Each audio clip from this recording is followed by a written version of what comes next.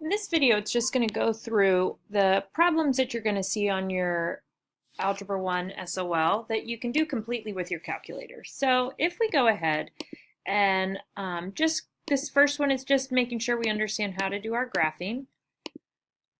So if it's asking us which of these equations best represents the graph shown, then what we would do here is we would just start entering these in. So an x minus 3, and notice where you see parentheses in the problem is where you should also remember to include parentheses when you type it into your calculator. Now, notice my window kind of got messed up here.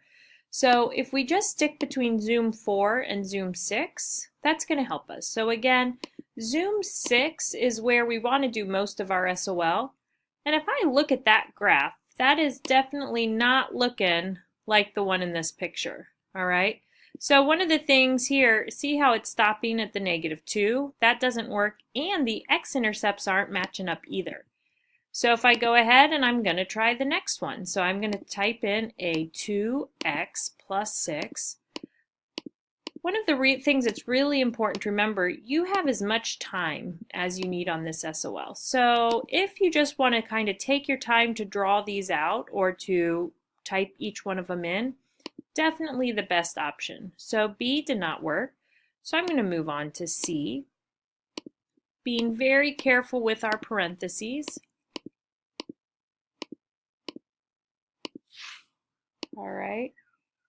And C did not work, so we're going to cross our fingers and hope that D works. All right. Or it means we typed in something earlier and you have to start all over again. But fortunately, D worked, so that would be the answer you picked.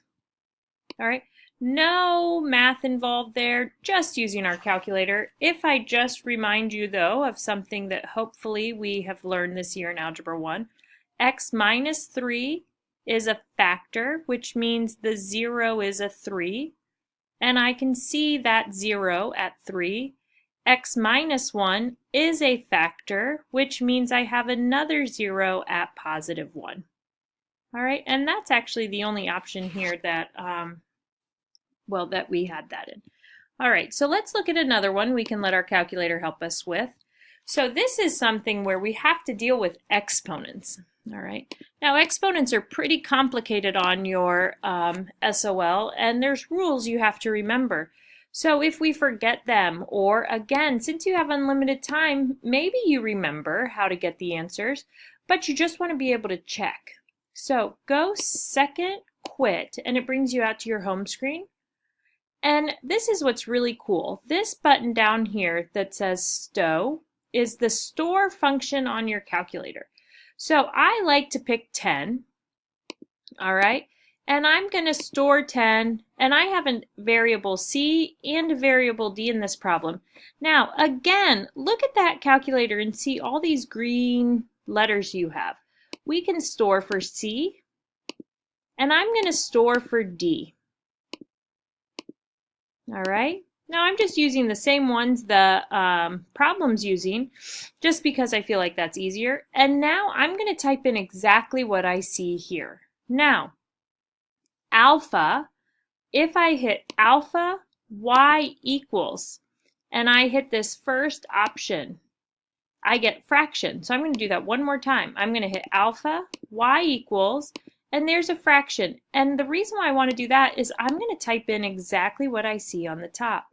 So I'm going to take 18, c raised to the 8th power,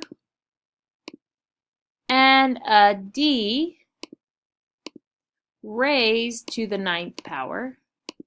And then I'm going to put a 9, and I'm going to do alpha c raised to the 3rd power, and then alpha d raised to the 6th power. And I'm going to get a number, all right? Now, the reason I'm getting a number is because the calculator's storing 10s in. Now, all I have to do to find the correct answer is plug them in and see which one matches my number. So let's try A. So if I type in a 2, and I'm going to use my alpha C raised to the 5th, alpha D raised to the 3rd, I get the same number. So A actually is the correct answer. Now, just for the fun of it, I want to show you that B does not work. So 9, and again, why bother typing it all if you can just arrow up and hit enter? So I'm going to change the 2 to a 9, and then it says 9C to the 5th, D to the 3rd. That's a different number. That doesn't work. All right? And then if I wanted to keep going with these, you just would not get matching numbers. All right? So this is how we can use the store button. And remember, the store button is right over the on button.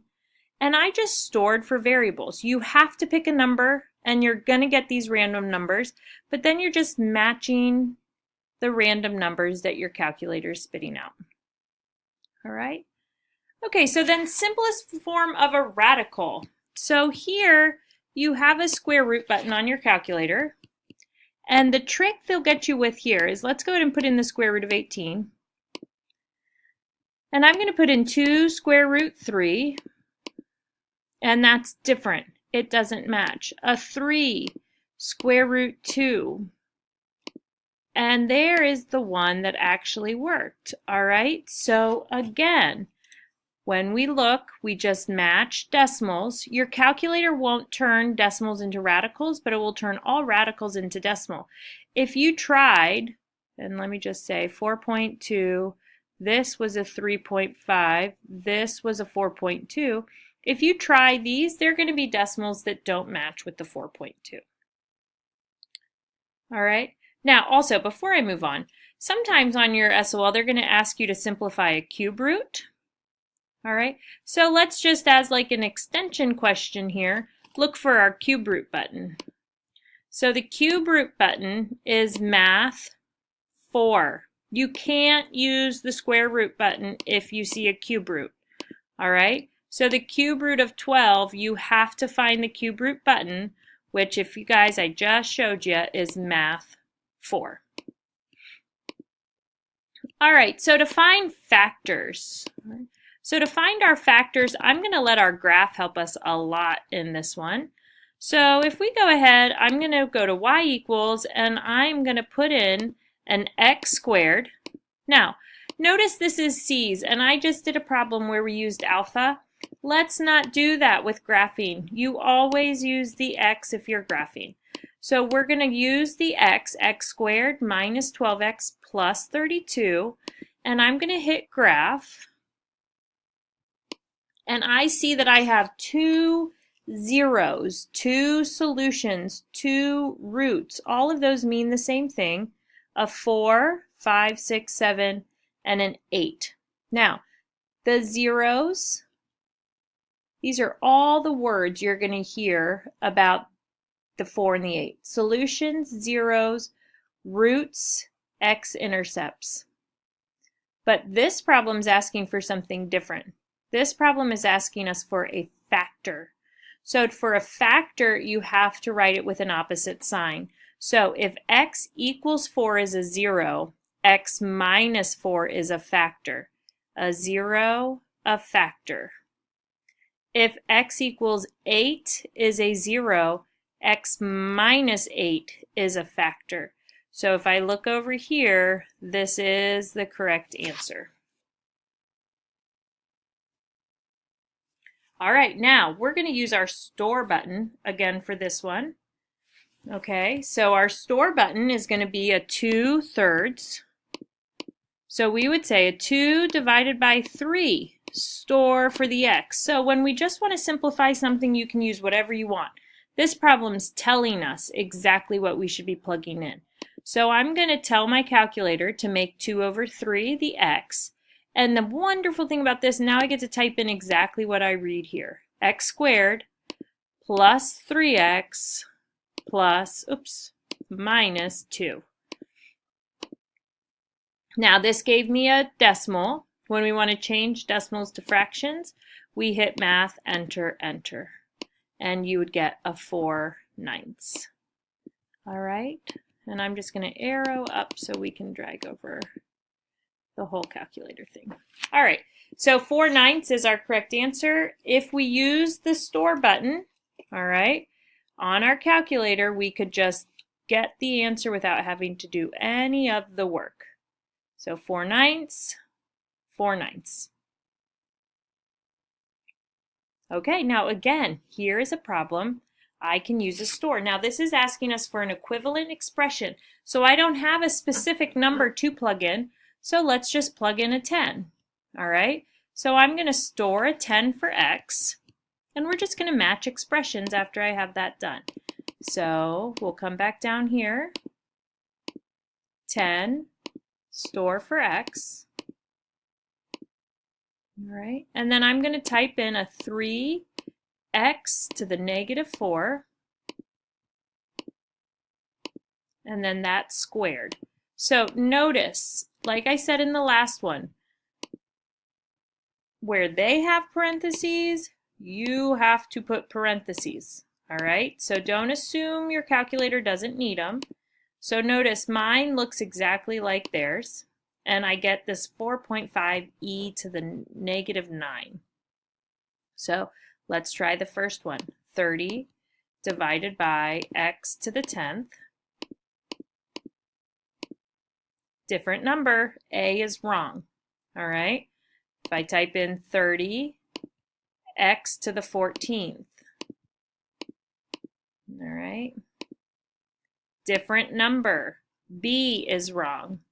So if I keep going with this, 45 divided by x to the 10th. There's my winning number. So the one I was looking for was the 4.5e to the -9, and I got that with answer C. Now if you wanted to in this one, let's try to remember you can type in fractions how they're typed out here in your calculator. Just hit alpha y equals, and it's that first option, and you could have typed it in exactly how the SOL is typing it out, so that way you don't have to worry about if you need parentheses around your numerator and denominator. All right, so the same thing. Here's an equivalent expression problem. This is your division symbol. And again, I'm actually not going to use the ends. I'm just going to stick with the x's since it's easier and I have a button there. So let's go back and I'm going to type in 10 for x. You don't have to do this every time, but it definitely doesn't hurt. And so I'm going to say parenthesis because I see a parenthesis here. 18, and remember I want to use x's if I can instead of the ends just because it makes the typing a little bit faster. Divided by a 3x minus 1. All right, so we get a 59. So 59 is the number I'm looking for. So is 6x minus 1? And A works. All right, now just because I have the time, 6x plus 1 doesn't work. All right, so we are just plugging in the things until we figure out which one works, right? No math because our calculator's doing it for us. We can try the math, but let's just let our calculator verify our answers. So we got the x, we stored the 10 for the x, and then we plugged it in until we got matching values. All right, now, again, here is a problem where we can store the a and the b. And then we are going to type in exactly what we see here. So I'm going to say 64 for alpha A, and I'm going to say -5 store for alpha B. Now my calculator knows what to plug in, so I'm going to type this in. -2, remember I told you math 4 is where the cube root button is hiding of alpha A. And then I'm going to say plus alpha B squared. All right. On the SOL, they're trying to trick you here. They want to see if you know where the cube root button is. So the answer we should type in our box here is 17. So again, we stored 64 for A. We stored -5 for B, and then we typed in exactly what we saw here.